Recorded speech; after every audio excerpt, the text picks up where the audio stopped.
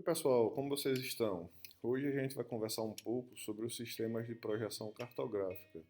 Esse que é um tema fundamental para que a gente compreenda como que são feitas as representações e ao longo do tempo como que elas foram evoluindo, principalmente nas suas técnicas e no melhoramento da qualidade, né? Desde já destacar o que, pessoal? Que as representações, né, a cartografia ou o cartografar é uma necessidade humana. Ao longo do tempo, o ser humano sempre teve necessidades de representar a forma do espaço, as distâncias, né, as áreas, fenômenos diversos, enfim, desde as representações mais antigas, como por exemplo esse mapa aqui, né, chamado mapa de Gassur, lá da Mesopotâmia, né, onde guarda aqui alguma precisão, né, das montanhas, né, que ele é original em argila, aqui projetado. Então, aqui a gente vê, né, alguns pontos, ó, norte, leste, oeste, enfim, alguma relação de proporção de distância aqui, né? A gente tem aqui montanhas, né, de um lado do outro, o vale, o rio, enfim. Percebam que esse mapa é datado de, enfim, 4.500 anos atrás, né? Ele é de 2.500 anos antes de Cristo, né? E foi, claro, realizado, né? A concepção dele foi feita a partir das técnicas disponíveis naquele momento. Ao longo do tempo isso mudou, evoluiu, obviamente. Então, passamos aí por levantamentos em loco, aerofotografias, imagens de satélite, mais recentemente por drones, né, aqui um restituidor, né, em que era possível fazer estereoscopia, né, pegar aqui imagens e restituir dados de altura, por exemplo, né, no plano. Enfim, fica aqui a percepção de que ao longo do tempo o processo de coleta de dados, né, incluindo aí os diversos passos, né, dessa coleta de dados, né, como a composição, a análise para as observações dos fatos, de fenômenos, né, ela evoluiu ao longo do tempo.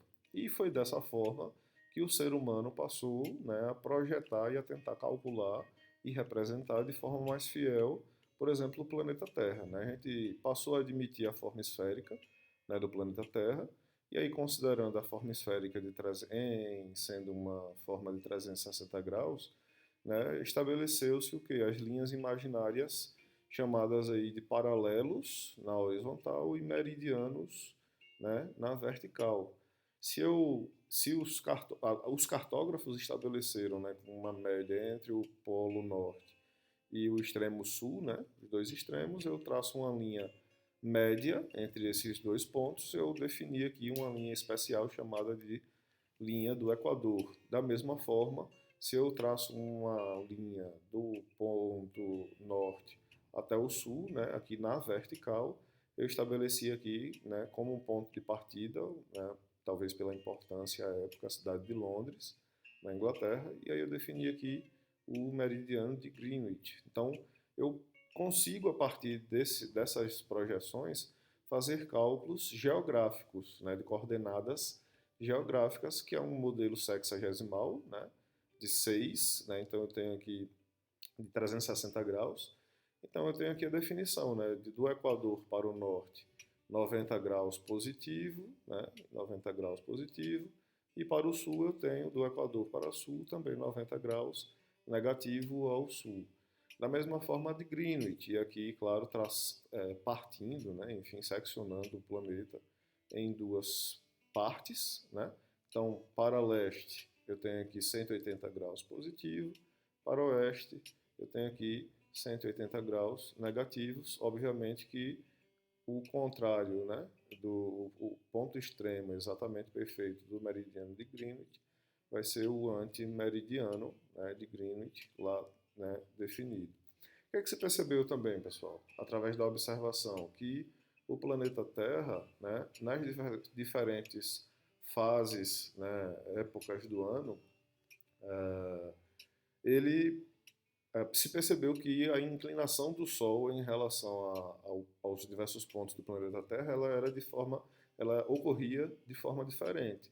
E aí, a partir de cálculos, eles perceberam que, na verdade, o planeta Terra, em relação à eclíptica, né, que é a órbita em torno do Sol, ao longo do ano, forma um ângulo aqui de 23 graus e 27 segundos. Esse valor, né, é definidor, por exemplo, para a incidência do Sol nos trópicos.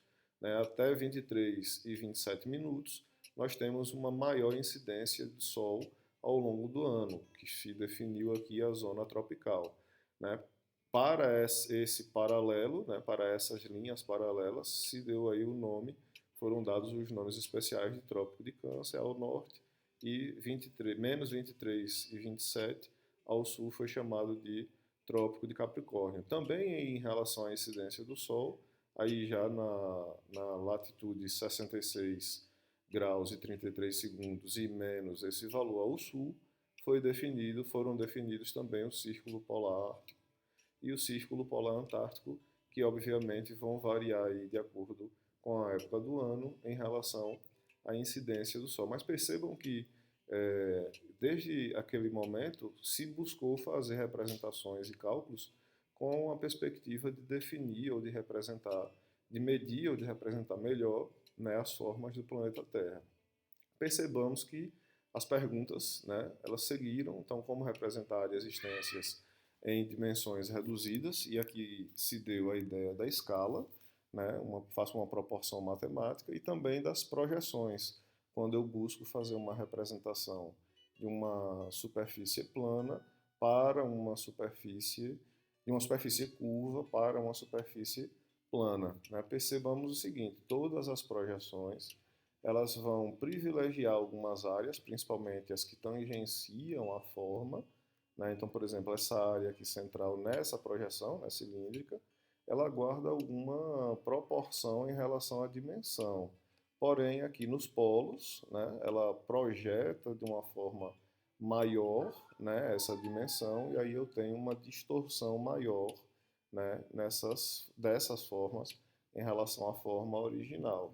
Né? Ao longo do tempo, esse método, esse modo, né, de representação foi mudando através das técnicas também.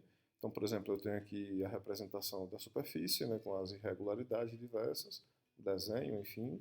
Depois eu parto aqui para uma forma esférica perfeita, de 360 graus, e onde eu consigo fazer medidas com precisão. Depois eu parto aqui para a ideia do elipsoide de revolução, né, que eu tenho um eixo central do elipsoide, ele em movimento, né, de rotação, tem essa forma do elipsoide, a partir de um semi-eixo menor, né, do centro desse elipsoide de revolução até o Polo Norte e do centro até o Polo Sul, e aqui, né, também o plano equatorial, né, que é formado aqui pelo semi-eixo maior, representado aqui por A. Né? Eu tenho também aqui uma outra representação do planeta a partir dos gravímetros, né? Aqui são medidas, é medido o campo gravitacional, então ao longo do planeta Terra foram distribuídos diversos gravímetros que medem, claro, a gravidade nesses diversos pontos, e aí por uma média, né, dos valores da gravidade medida em diversos pontos, eu consigo, através de um modelo matemático lá pensado pelo Gauss, fazer essa representação do geoide. Só chamar a atenção para o fato de que esse modelo aqui, né, ele considera os valores gravimétricos, mas ele projeta numa amplitude de em torno de 200 metros, né, entre o ponto mais baixo e o ponto mais alto. E a gente sabe que ao longo do planeta Terra a gente tem algumas serras, montanhas, enfim, que tem mais do que 200 metros. E aí a gente chega nesse metros de altura, né? E aí a gente chega nesse ponto, né? Nessa forma aqui, nessa figura que representa as diversas formas, né? O elipsoide aqui com sua característica, né, mais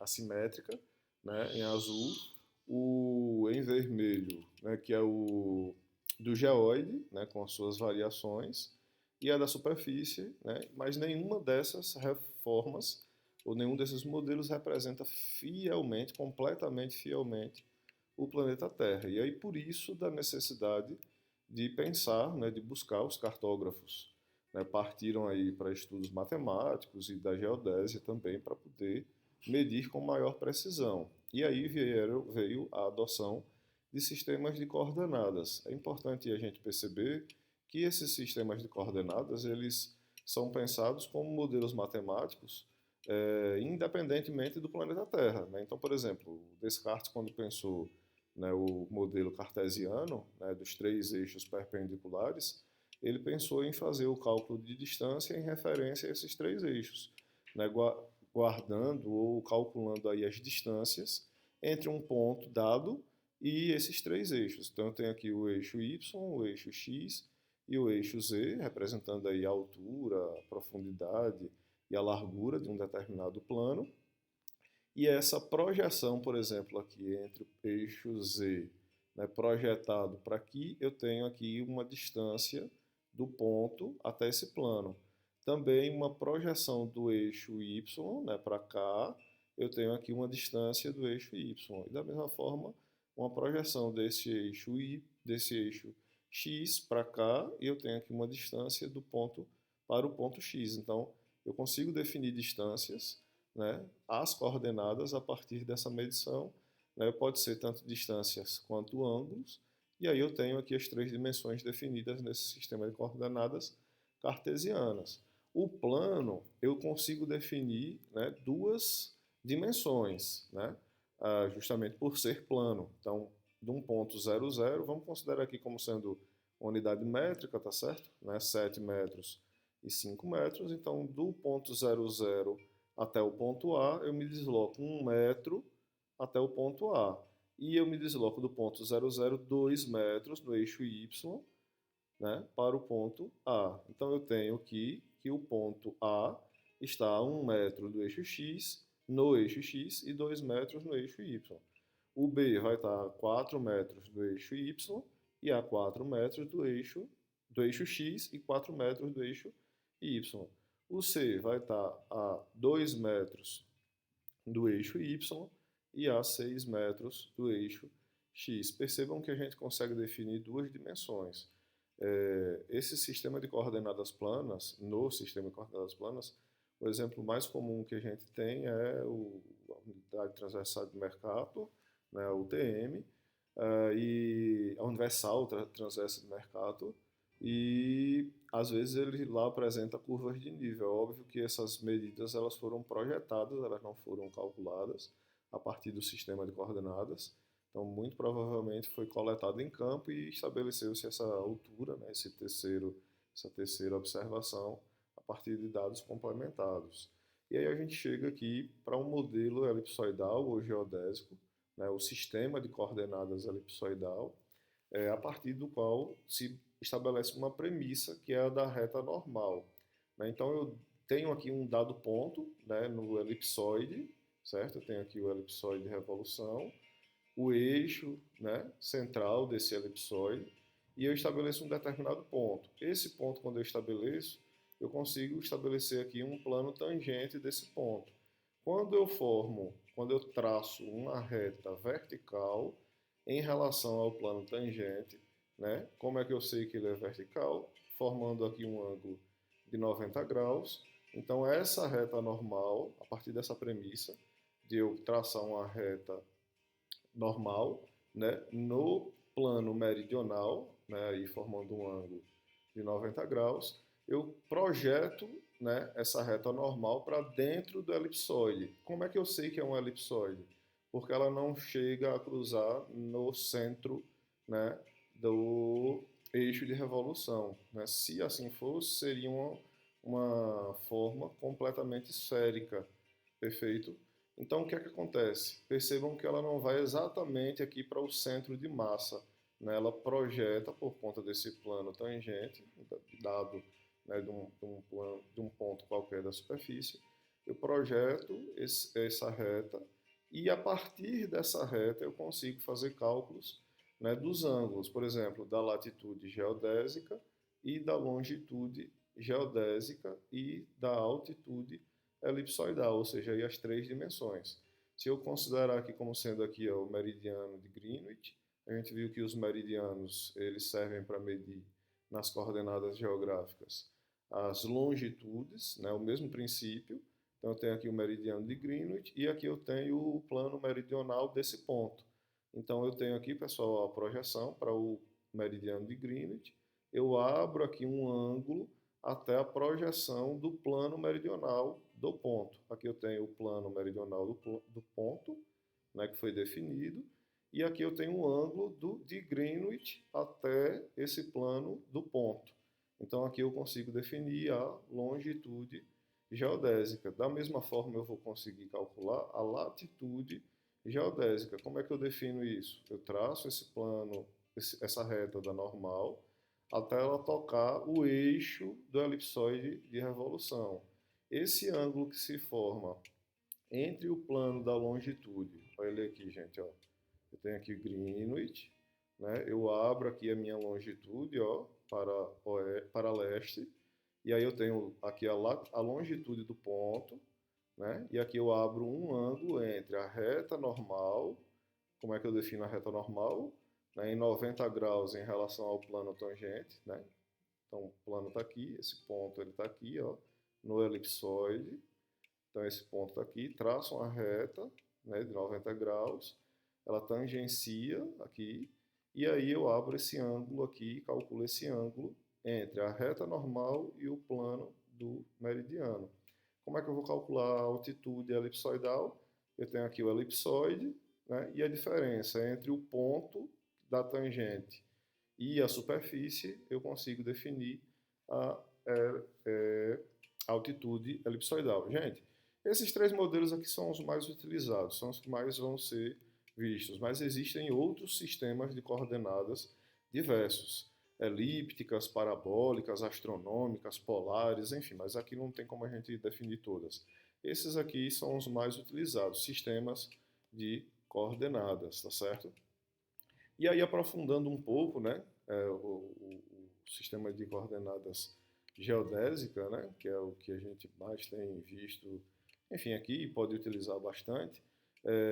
Quando eu faço, né, quando eu considero essa premissa aqui, ó, independente do método utilizado na cartografia para a representação do plano, deve-se adotar uma superfície de referência garantindo a concordância entre as coordenadas nas duas superfícies, que aí aqui eu estou tratando sobre, né, o sistema de referência utilizado, sistema local ou sistema global de referência, para eu amarrar esse sistema de coordenadas, que pode ser cartesiano, plano ou geodésico, a um sistema de referência local ou global geodésico. Então, por exemplo, aqui eu tenho um sistema de coordenadas cartesianas geodésicas, só mesmo aprofundando para que a gente não tenha mais nenhuma dúvida.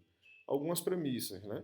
Então, o eixo X do sistema de coordenadas geodésicas vai coincidir com o plano equatorial, né?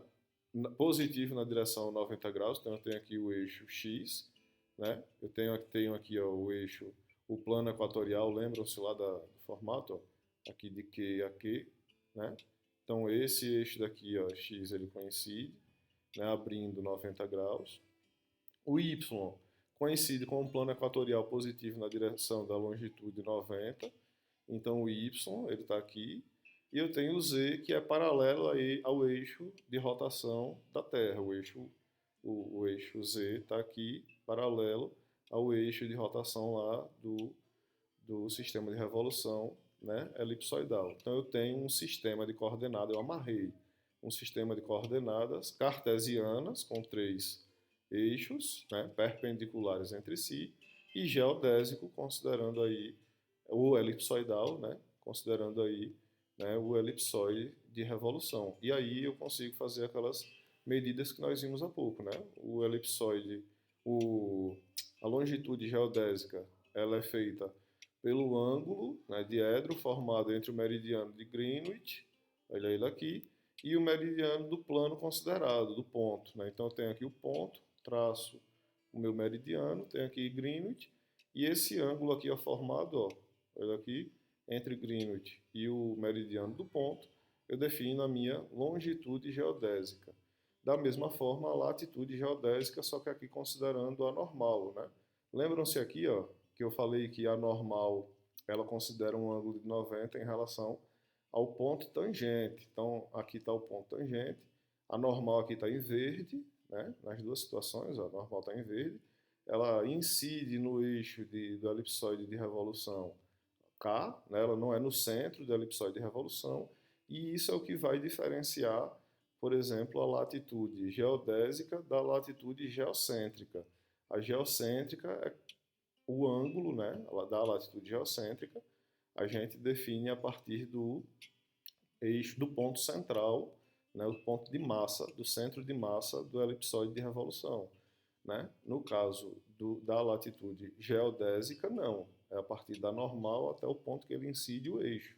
Então percebam que esse é o ponto geocêntrico e esse daqui vai ser o ponto geodésico, aqui considerando o plano, né, do Equador.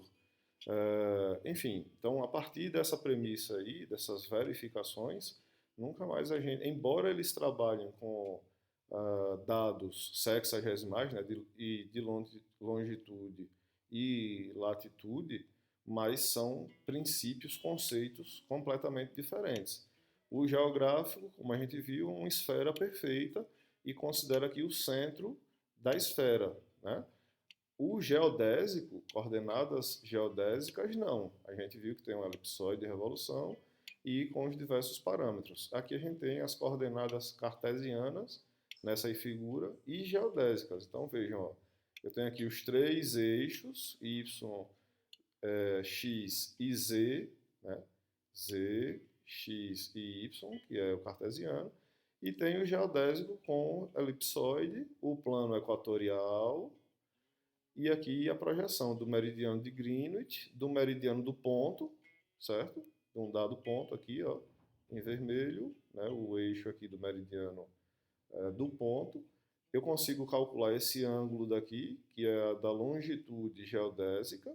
Eu consigo calcular esse ângulo daqui, né, traçado aqui pela normal, ó, o plano tangente aqui, né, traçado. Ele não vai ao centro da figura, tá vendo? Ele projeta aqui, ó, em algum ponto do eixo do elipsoide de revolução. Então, é esse ângulo aqui entre a normal, a reta normal e o plano meridional, né, do ponto, eu consigo calcular o que? A minha latitude geodésica, perfeito? E eu tenho aqui a diferença de altura, né, entre do ponto do elipsoide e o ponto medido, né, lá pela superfície ou pela normal. Então percebam, as coordenadas geográficas são diferentes das coordenadas geodésicas, certo? Para que a gente não confunda, embora eles sejam parecidos. E aí, pessoal, esses modelos que eu mostrei para vocês até agora são foram sistemas de coordenadas, né?